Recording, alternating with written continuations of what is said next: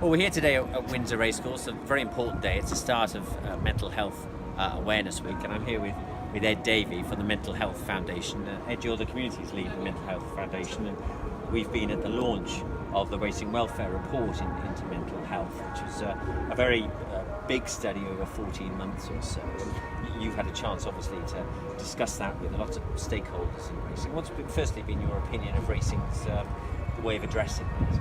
Well, I think the first thing to do with any kind of problem or issue is to recognise that you have an issue and then do the research to find out exactly what the issue is and what the causes are of the issue. So I really salute this particular industry and racing to have commissioned the work in the first place, to have discussed it with a lot of the stakeholders, the people who work in the industry, ranging from jockeys to trainers to people who work in stable yards and others, and actually find out what is their experience of mental health and mental illness, what are the stresses, what are the causes of people becoming unwell. And that's the first step in then trying to address those things and try and make things better. So there's a whole range of recommendations that seem very sensible to me around addressing the causes and the exacerbators of mental ill health for this particular community. And in your experience, I mean, are you finding now that individuals are more confident about talking about their mental health, whether it's good or struggling or really teetering in some ways? Yeah, I think so. I mean, it's like any public health movement, you've usually got, the research shows us, you've got about 5 years in which to really make a difference on a public health challenge, whether that's getting people to quit smoking, or getting people to wear seatbelts in cars. And mental health is really having that 5-year moment at the moment. We're right in the midst of it now. We've got the members of the royal family talking about mental ill health. We've got TV presenters. I mean, this week for Mental Health Awareness Week, there's a whole series the BBC are doing about not just depression, Alistair Campbell talking about that, or anxiety, but even things like psychosis. Now, a few years ago, you wouldn't have had well-known celebrities talking about their experience of a serious mental illness like that. So we're right in the middle of a really important moment of people being really aware about mental illness and good, positive mental health as well.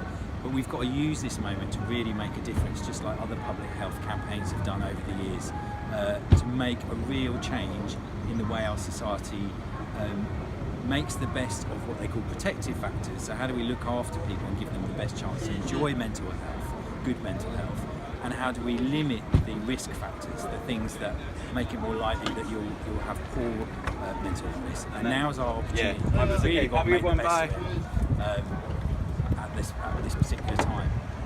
And two of the key things that came out of the Racing Welfare sponsored report was, amongst the workforce, was financial security, which is sort of a macro issue, I suppose, in many ways, but also time off and flexibility of working.